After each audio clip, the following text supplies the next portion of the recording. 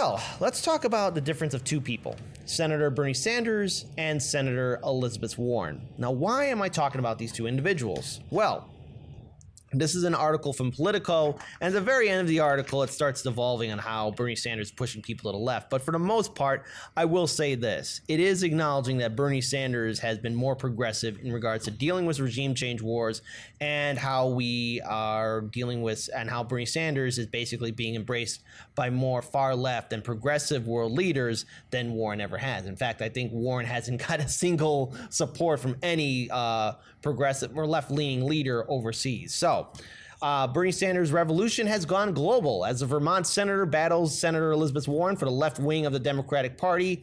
He's increasingly has been getting more support from fellow progressives overseas. Sanders has portrayed his candidacy as one part of a worldwide worker-led movement praised by other leftist leaders. But however, the article says this, praised by controversial leftist leaders from our good friends at Politico.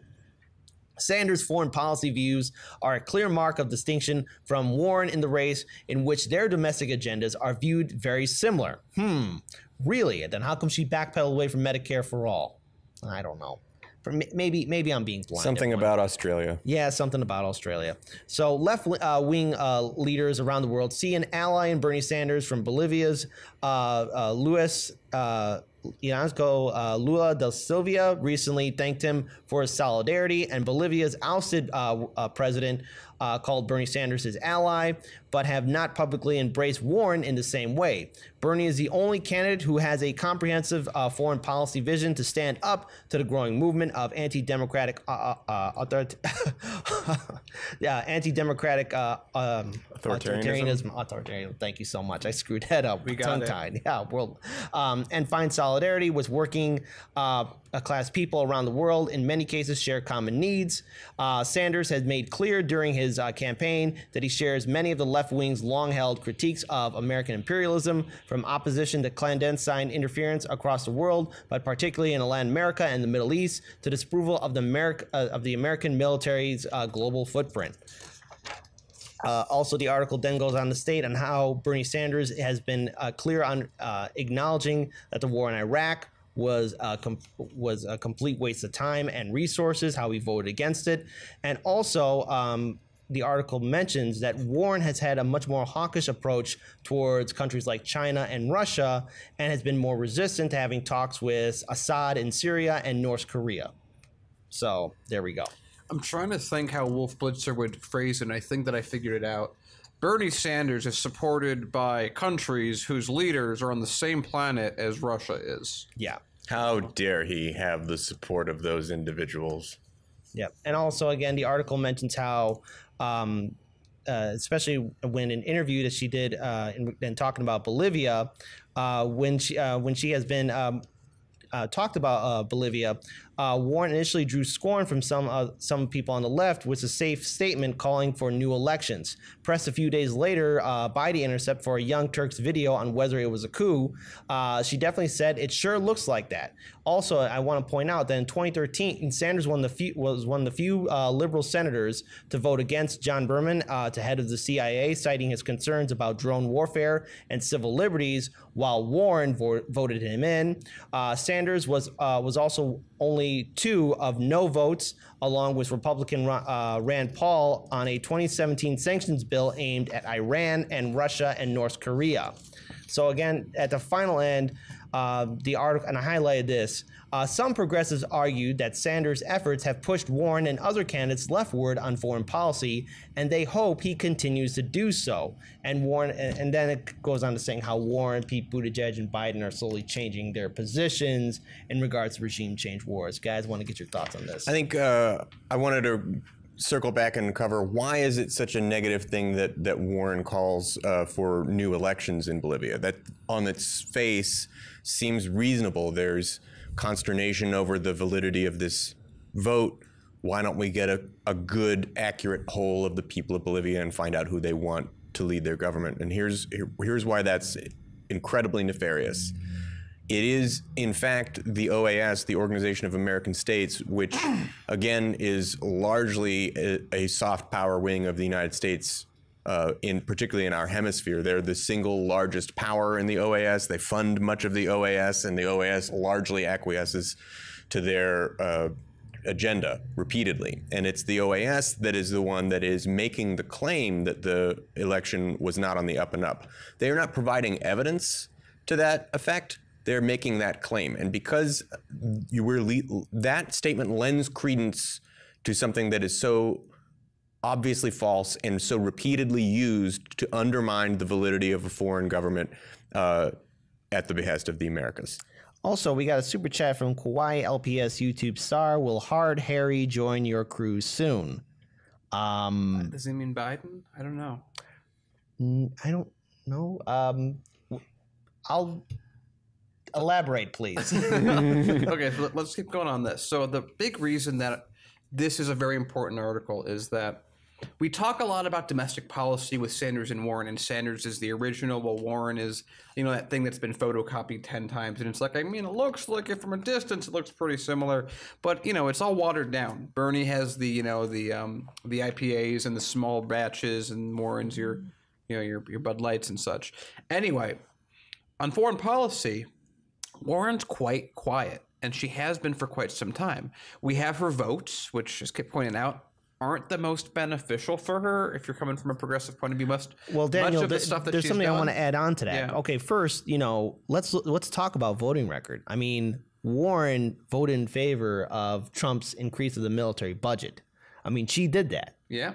Bernie Sanders didn't do that. Let's just even rewind back the clocks even further. Even earlier in the article, I talked about how Bernie Sanders has been one of the few candidates to actually talk about how Iraq was a complete disaster and why we shouldn't be involved in these regime change wars. And not to mention, even earlier, even looking at some of Bernie Sanders' voting record, he seems to be the only progressive senator, especially on this entire debate stage, save for Tulsi Gabbard, who's not voting for increased military presence across the world. He's calling these regime change wars for what they are, and that is only favoring the military-industrial complex, the top 1%, Wall Street, big banks, and the fossil fuel lobby organizations. Also, Super Friday, where's the pizza, bro? Thank you for the super chat. We will get the pizza when we find out when Joe Biden leaves the race. Oh, yeah. That's when we will get the pizza. Yeah. Just to round this out. So Warren's in a spot where she really doesn't have an existing foreign policy, and all we can derive are her really poor votes on the subject.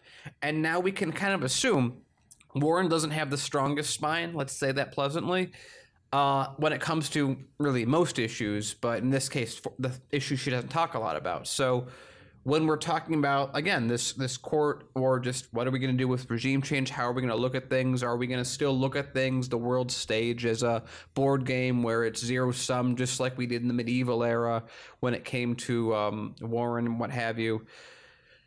Where's Warren going to stand on this? And everything seems to indicate that she will have the exact same foreign policy as Donald Trump, the same foreign policy as Obama, in that she'll let other people deal with it who are in the deep state, who are already elected, and they're going to keep these wheels spinning because she doesn't want to fight back on that.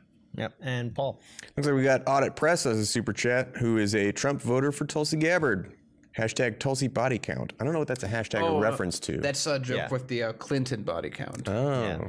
And because I guess tell us in the chat, but I'm sure it's with the body chat of Kamala Harris, which we will be getting to very soon. And don't forget Tim Ryan too, but he doesn't count. Yeah, you have to have enough of a body to count. Yeah. Or body count. It's like an arm. It's like, what does a finger mean? He's like a 2/3. 2/3 is a little much. Yeah. You're kind of going a little far there. But, again, once again, Bernie Sanders proves why he's different than Senator Elizabeth Warren, not only in regards to foreign policy, but again on domestic issues as well. And this is why now more than ever, when comparing the two, you got to stand for something. You have to fight for something. Bernie Sanders for 40 years has been consistent with his progressive policies. He's marched alongside civil rights leaders. He's been fighting for progressive issues. He's been constant with all of his policies. He has a clear voting record. He's been consistent. It's something that we're asking for. A lot of Americans actually are asking for from our elected leaders. And it's refreshing to actually see somebody who's on point and stands by his word. Whereas we look at Senator Elizabeth Warren, okay, yeah, she has done some good things, but I got to take a step back and look at her record. She's only been on board, especially when progressives have a chance, when enough people have done the legwork, and then it looks like said bill or said resolution will pass. Then she joins in. But where was she during the Dakota Access Pipeline protest? Where was she when it came time to vote against Donald Trump's increase in the military budget? She voted in favor for it. Where was she when other progressives really need her to stand alongside with them in regards to calling out the corruption that's affecting millions of Americans? And not to mention, where is she now on her stance for Medicare for all? She flip-flopped on that issue, but yet she was trying to make that the cornerstone of her campaign. And now looking at foreign policy, you have to look at it.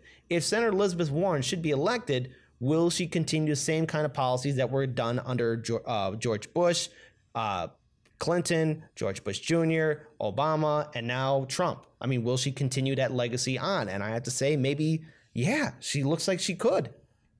Elizabeth Warren is particularly good at taking advantage of grandstanding tactics and things like this to win political points.